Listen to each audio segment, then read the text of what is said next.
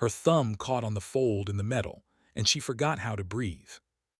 The blade lay flat across the workbench, dull under vault light, tagged unclaimed in faded ink. Wren Halden had run her fingers over 100 grips this year. None of them had ever done this, made her hand go still, made the whole room fall away like it wasn't there at all. She knew this fold. She'd made folds like it, or her father had, or every smith on Cassandra's reach going back further than anyone kept count of. No statistic explained what she was holding. No scan had explained it. No century of scholars had ever asked the right question about it. A world like hers had been here first, and the conservatory had filed the proof under a word that meant nobody had bothered to look. Her stress-del kicked in before her mind caught up, thumb finding the whetstone pendant at her throat, rubbing its worn, concave edge the way she always did right before she said something nobody wanted to hear. Only there was no one to say it to. Not yet. Behind her the vault door hissed. Footsteps, slow and deliberate, 4 joints to a hand, Tessing's gait, unmistakable even through stone. She didn't turn around. She didn't set the blade down either. "Instructor," she said, "you're going to want to see this." Tessing stopped in the doorway. The vein lines along his forearms brightened, a slow amber pulse that meant his mind was already running numbers it didn't have yet. "That blade has no cultural match," he said. "We closed the file on it a year ago." "You closed it wrong." The subsonic hum under his breath, an engine note she'd learned to read like weather, stuttered and dropped out. He crossed the vault floor toward her. Then behind him the door sealed, not by his hand. "I won't tell you it ended simply after that.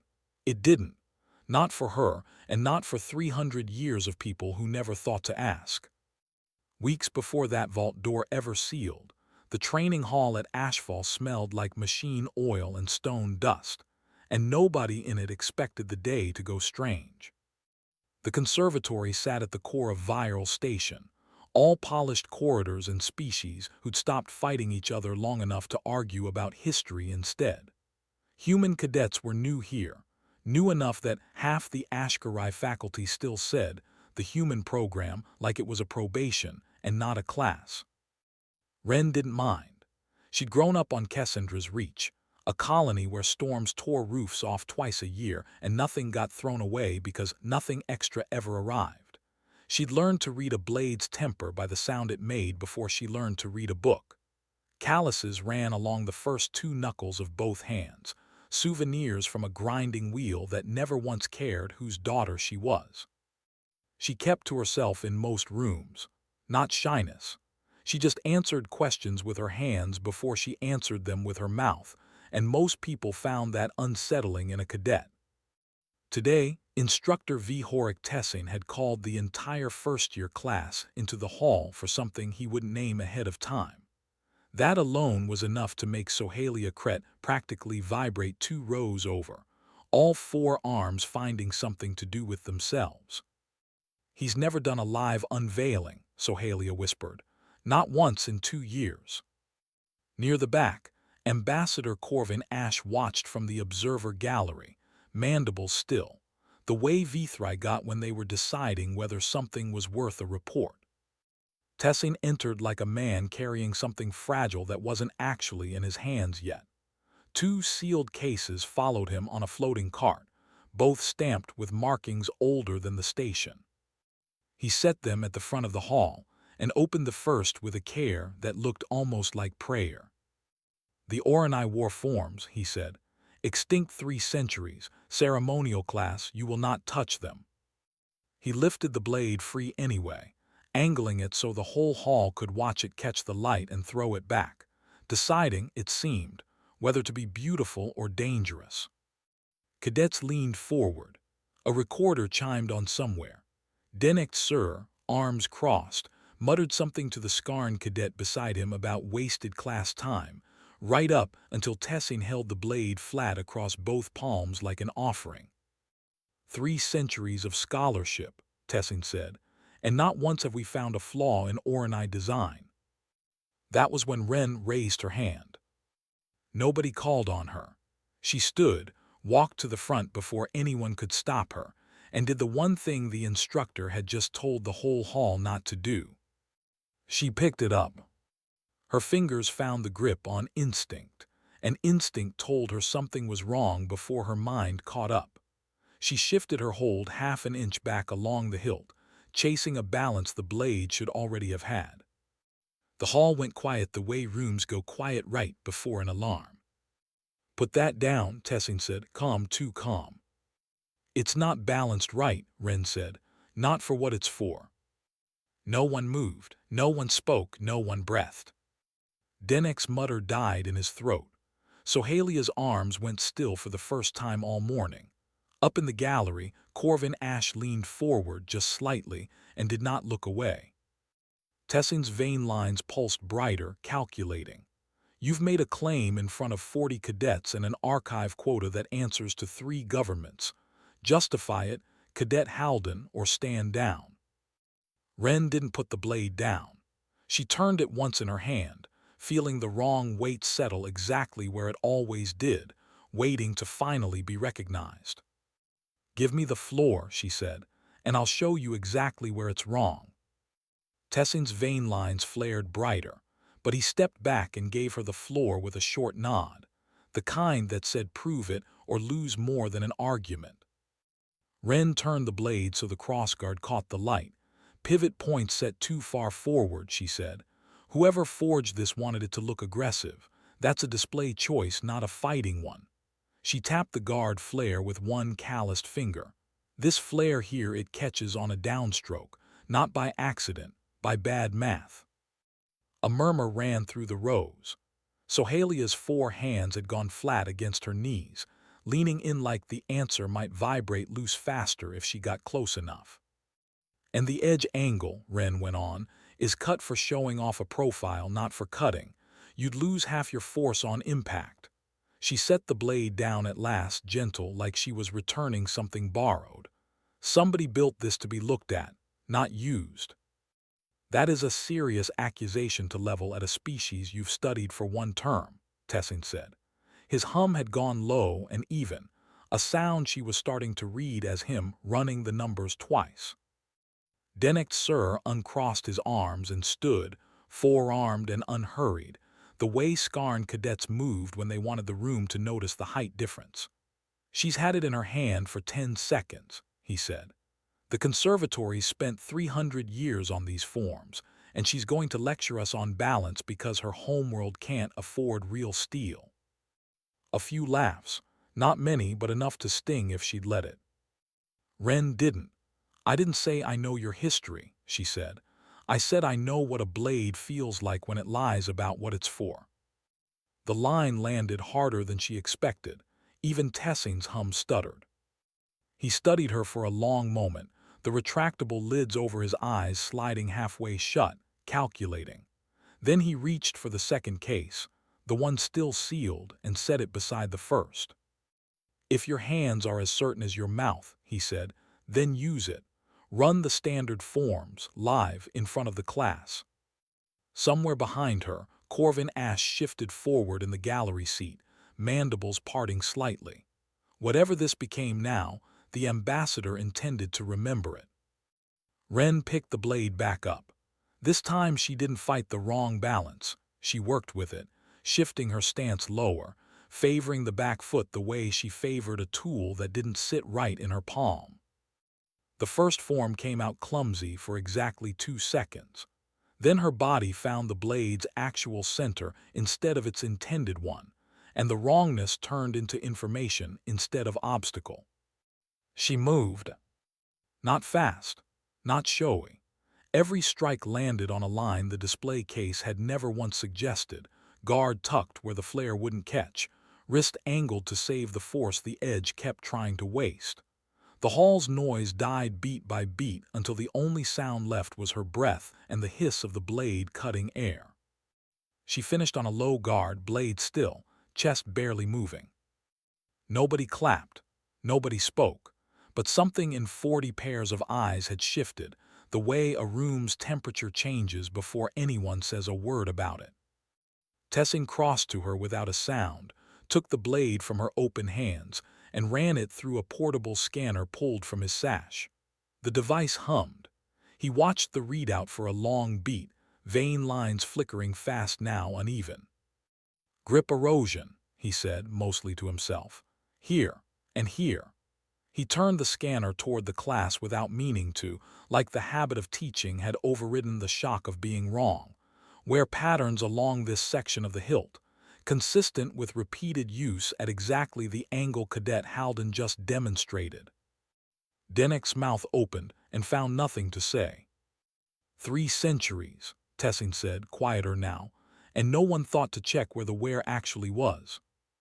Wren felt the pendant at her throat before she realized her hand had moved there. She let it go. "There's something else," she said, and reached for the blade again before he could stop her. Her fingers traced along the inside of the guard, where a seam ran thinner than it should. "This isn't solid. There's a channel under here like something used to lock into it and got lost." Tessin's hum cut off entirely. Word moves faster through a cadet network than through any official channel, and by the next morning half the conservatory had a version of what happened in that hall, most of them wrong in some interesting new way. Wren kept her head down through breakfast, aware of eyes that hadn't tracked her a week ago. Sohalia found her at the mess hall's far table, all 4 hands full of a tray she didn't seem to remember she was carrying. "You found a hollow channel in a 300-year-old relic," Sohalia said, sliding in across from her. "Do you understand what that means? Nobody cataloged a modular component, ever, in the whole Orani record." "I understand it means more questions," Wren said, "not more answers." "Faculty's already trying to keep it quiet." Sohalia lowered her voice, glancing toward the doorway. "They pulled the incident logs this morning. Restricted access to anyone asking about you specifically. Your file, your homeworld, all of it." That stopped Wren's fork halfway to her mouth. "Why would they restrict information about me?" "I don't know." Sohalia's 4 hands went still, which for her was as good as an alarm bell. "But Tessin requested a private session with you. This afternoon. Not a hearing, a test." Wren set the fork down. She'd expected consequences. She hadn't expected the conservatory to look at her hands and start asking what else they might know. The scanner's needle jumped, and Tessin's 4 fingers went still over the controls. "Do it again," he said. Wren sat across from him in a bare testing room, a neural response band clipped along her temple, wires trailing to a console she didn't recognize. This was not the demonstration hall. No cadets watched here. No ambassador in a gallery seat. Just Tessin, his private archive shelved behind glass on every wall, and a question he hadn't spoken aloud yet. She lifted the training blade again and ran the same short form. The needle spiked in the same place, at the same beat, every time. "You're checking for something," Wren said, "not a question." "I'm checking that your responses are your own." Tessin didn't look up from the readout. "There are procedures, neural conditioning, implanted reflex training. None of it is common, and all of it would explain a first-term cadet reading 3 centuries of design flaws faster than my best researchers. And there's nothing here." He set the band's controller down, slower than the moment needed. "Your instincts are unassisted, which is a harder thing to explain than fraud would have been." The room held quiet for a beat too long. His vein lines had settled into a steady amber glow, the color she was starting to recognize as him thinking rather than reacting. "I want to grant you supervised access to the relic vault," he said finally. "Level restricted, normally reserved for 3rd years and faculty." Wren set the blade down. "Why?" "Because you found something in an artifact that has resisted analysis for a year, and I would like to know what else you'll find before someone less careful gets the chance." His hum dropped low. "And because if I'm wrong about what I've believed for 30 years, I would rather be wrong quickly." The vault smelled like cold metal and older dust, a smell no display case ever let out into the public halls. Tessin walked her past 2 guarded doors and a scanner keyed to his hand alone, into a chamber lined floor to ceiling with sealed cases, half of them unlabeled. "Most of what's down here has no attribution," he said. "Recovered from debris fields, abandoned stations, the edges of territories no one claims anymore. We catalog by material and era, culture when we can determine it. And when you can't, unclaimed." He gestured to a case near the back wall, dimmer than the others, like it had been shelved and mostly forgotten. "That one's been sitting for a year. No match to any registered forge tradition. No match to any known hand." Wren crossed to it before she decided to. Something in the shape of the case pulled at her the way a half-remembered tune pulls at the ear. She opened it herself. Tessin didn't stop her. The blade inside was plainer than the war forms, no ceremonial flair, no polish meant for case. Just honest steel, folded in a pattern she'd know blind in the dark, with numb hands. Her fingers found the fold lines before her mind caught up to what they meant. 7 folds to the centimeter. Her father's ratio. Her whole village's ratio, taught hand to hand for longer than anyone kept written record of, because paper didn't survive the storms on Cassandra's reach and technique had to live in muscle instead. The tang construction. The wrap on the grip, leather over bone, worn thin exactly where a working hand would wear it thin. "This isn't unclaimed," she said, and her voice came out smaller than she meant it to. "This is home." Tessin went very still. "Explain." "The fold pattern, the tang, the wrap." She turned the blade over, hands steady even though nothing else in her was. "This is Cassandra's reach forge technique, not similar to it. Someone from a world like mine made this." That world wasn't settled until Tessin stopped himself. "Until when?" He didn't answer. His silence answered for him, and it was worse than anything he could have said. They didn't leave the vault that night. Tessin pulled every record tied to the case's recovery, cross-referencing coordinates against colony timelines that shouldn't have overlapped with anything Orani. Wren cataloged the blade by feel while he worked, the way she'd cataloged every tool on her homeworld before she'd ever seen a scanner. Near midnight, Tessin finally spoke without looking up from the display. "There's a testing protocol," he said. "Cross-species relic identification. It's used when we suspect a cataloging error spans multiple items, not just one." He turned the display toward her. A list over 100 entries long, every relic the conservatory had ever failed to attribute. "I want to run it. With you." Wren looked at the list and felt the room tilt, just slightly, under a weight much bigger than one blade. Before she could answer, the chamber door hissed open behind them both. Ambassador Corvin Ash stood in the frame, mandibles set in a way Wren hadn't seen before, not curiosity this time. Intent. "I've read the incident report," Corvin said, stepping inside without waiting for permission. "And I've read the follow-up. Instructor, if a colony line has been quietly settling territory the charter never accounted for, that isn't an academic matter anymore." Tessin's hum cut off entirely. "Ambassador, this is a research vault."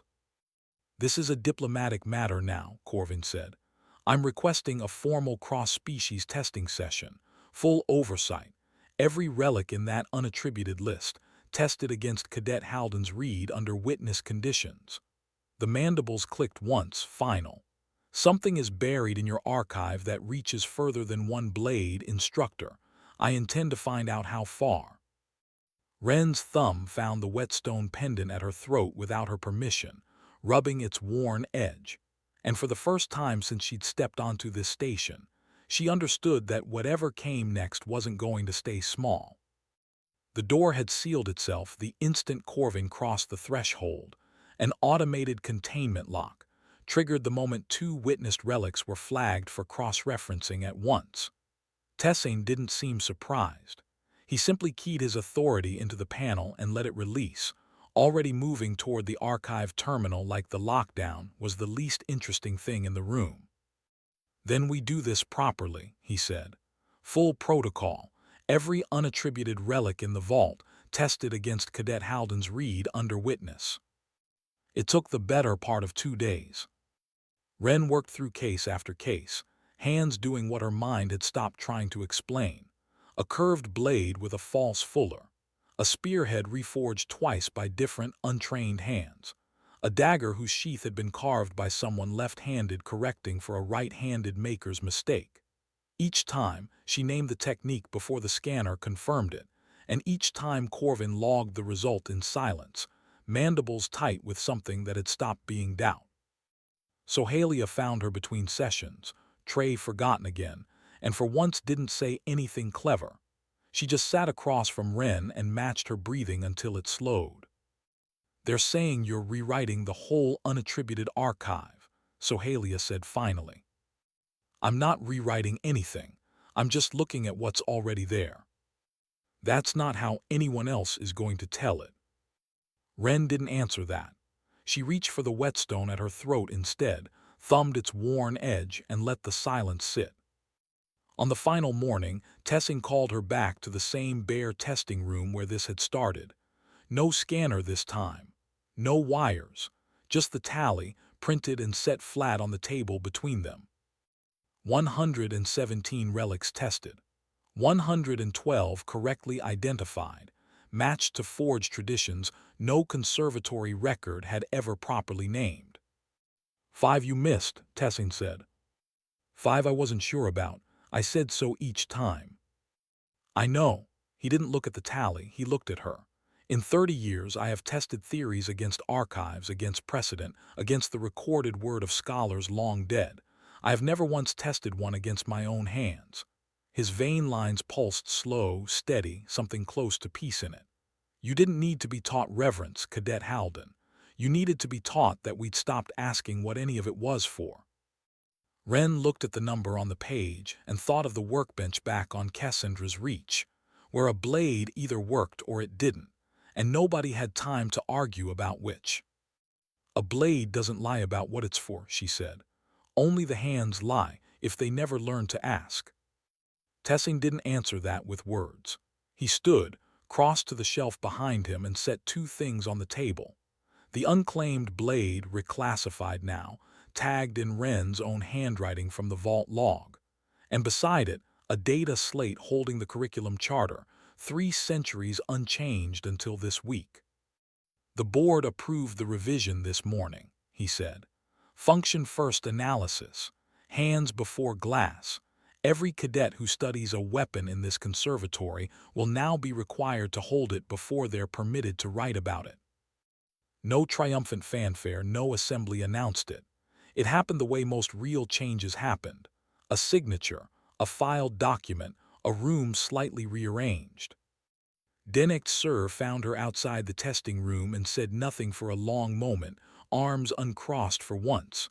I was wrong, he said finally, about the Deathworld part. It wasn't an apology, it was close enough. Sohalia was less complicated about it. She pressed a small case into Wren's hands, a scaled training replica of the Warform blade, weighted properly this time, balanced the way Wren had said it should be from the start. Figured you'd want one that isn't lying, Sohalia said. Wren turned it over once. The grip sat true, the guard didn't catch, somebody had listened. No warning came before the transport request. No ceremony marked it, no announcement to the wider station. Just a message on her data slate signed by Corvin Ash, cross-species contact consultant, effective immediately, first posting unspecified, departure within the week.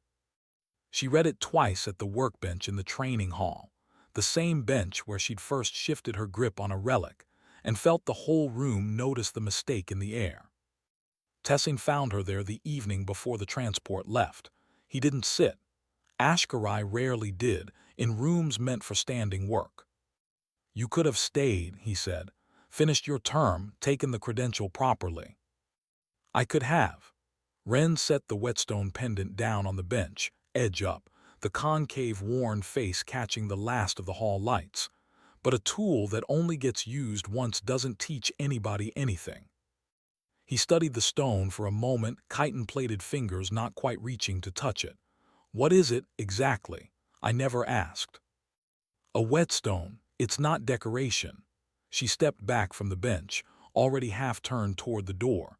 It's the only thing on this station that's ever actually done its job. She left it there.